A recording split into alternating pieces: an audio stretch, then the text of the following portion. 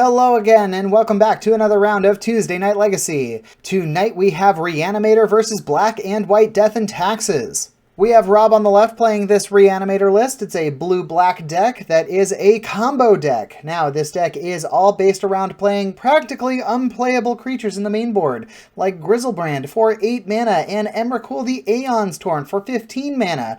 But how will we play these, you say? Well, we use all sorts of enablers to get things into the graveyard. Mainly this card right here, Entomb, which says put a card directly into your graveyard from your library. At that point, you can either cast a few different cards. You can cast Goryo's Vengeance to get it back into play, or you can cast Shallow Grave.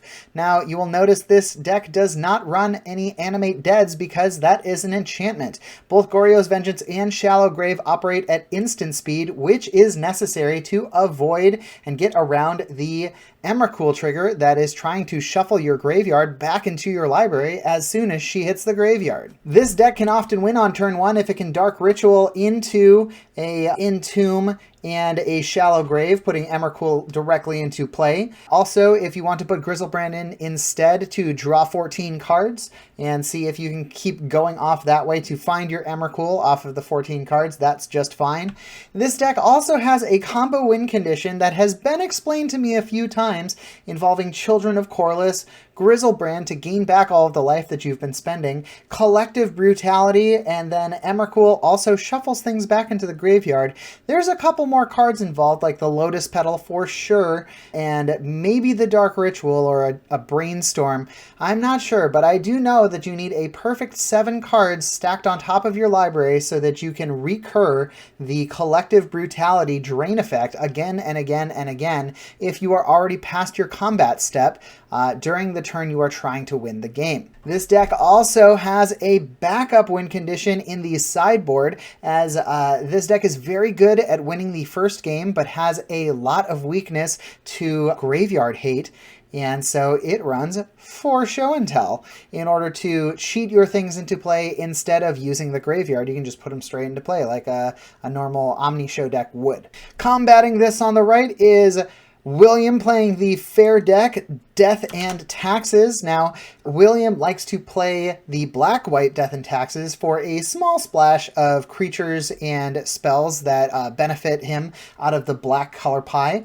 We have the Plague Engineer as some of the spice. Kaya, Orzhov Usurper. Opposition Agent is a huge blowout if you can catch your opponents trying to search their decks. And then, of course, Leyline of the Void, which we will see come into play here during this game, which will exile your opponent's graveyard as a replacement effect. But if you don't know the deck already, it uses a bunch of these small creatures that have cool abilities to make life hell for your opponents, and then you win through attacking with 2/1s and 3/1s.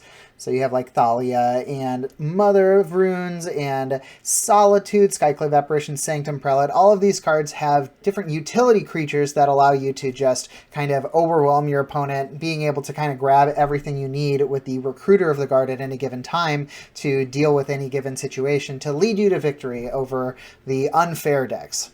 But it's still not a great matchup for William, if we're being honest. All right, let's see what's going to happen with the fair deck versus the combo deck. Let's get going. William saying, go ahead, let's get started here. Just a Polluted Delta from Rob to start the game. A Karakas, a fantastic play from William, is going to bounce target legendary creature. Now, Rob does not run any non-legendary creatures in his main board here. He has a couple in the sideboard in the form of Archon of Cruelty, being a powerhouse of a creature that can be reanimated. So as long as William keeps this Karakas untapped, he should have a good chance of surviving at least past turn 2 here. Seeing a Brainstorm, fetching, getting rid of some bad cards in the hand, a Ponder. So it doesn't look like Rob's going off this turn unless he Lotus Petals into a Dark Ritual, which is unlikely.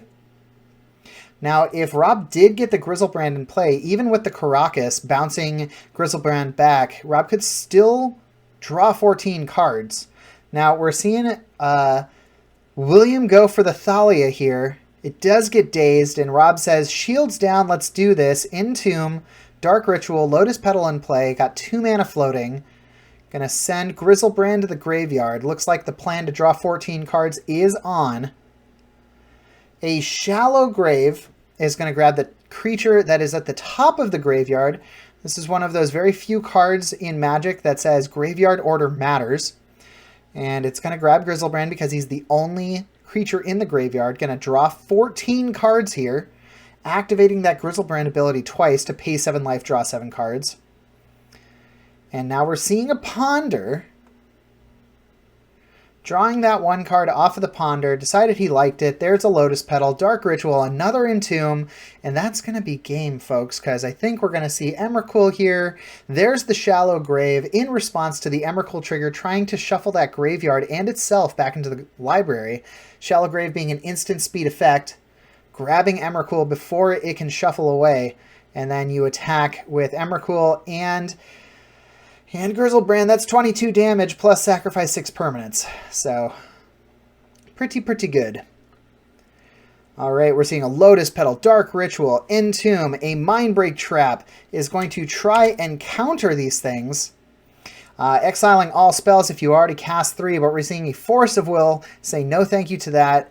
Exiling the Echoing Truth, all of the sideboard hate here. We're going to see the Shallow Grave bring in the Archon of Cruelty. Now, even though Karakas is in play, this is not a legendary creature.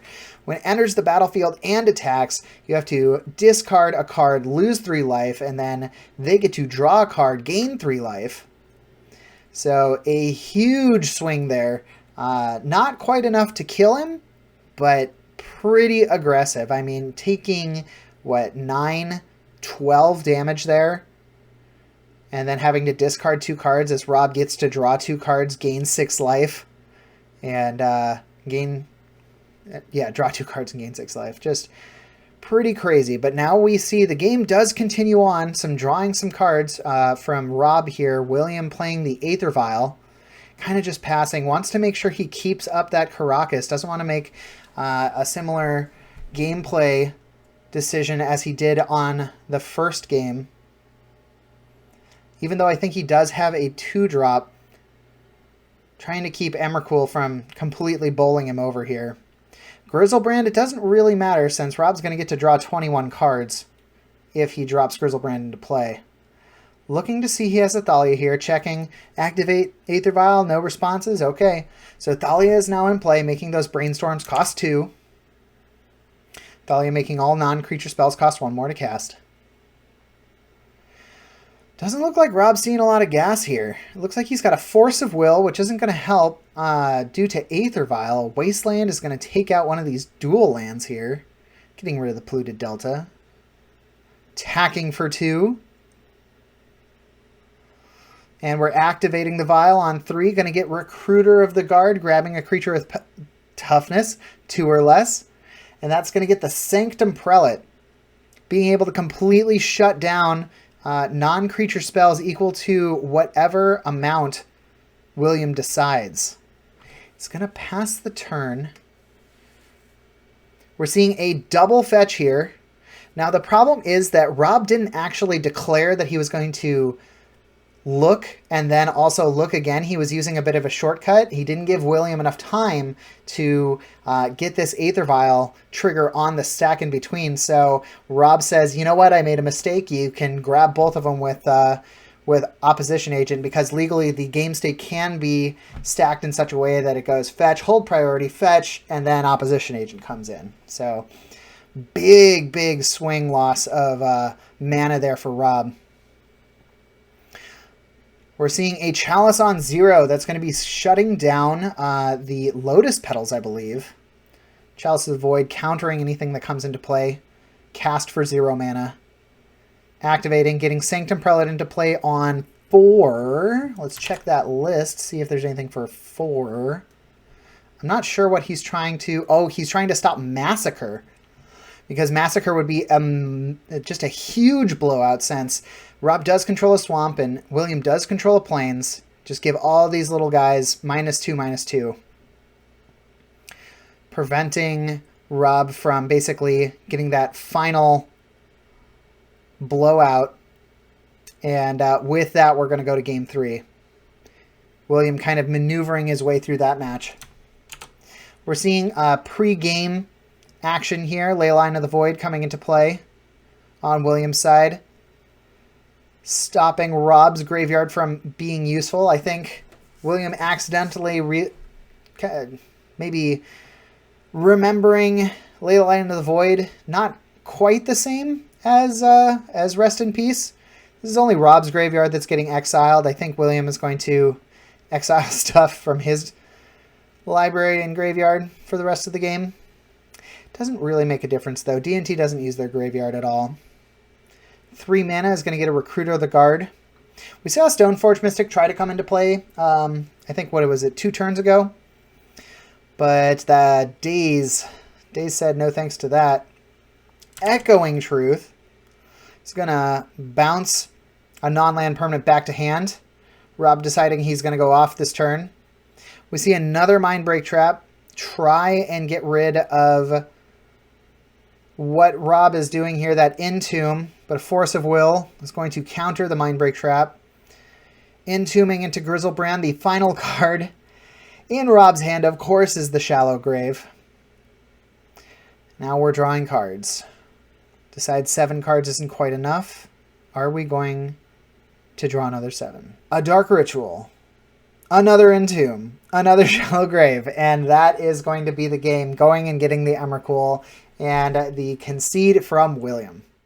Reanimator is a tough match to be sure for Death and Taxes, but it was pretty impressive that he was able to squeak out a win in the middle of that match there anyways. So good job, William, and of course, good job to Rob for taking the game. Thanks for watching. Please consider liking the video and subscribing to the channel if you want to see more of this content in the future. We have a bunch more of these on the channel, so go check out our backlog to see some other premium content. If you're curious about a deck you saw played here, the deck lists are always in the description of the video below. Thanks as always to Spellhold Games for letting us play at their store, and we'll see you next time for some more Magic content on Tuesday Night Legacy. Bye!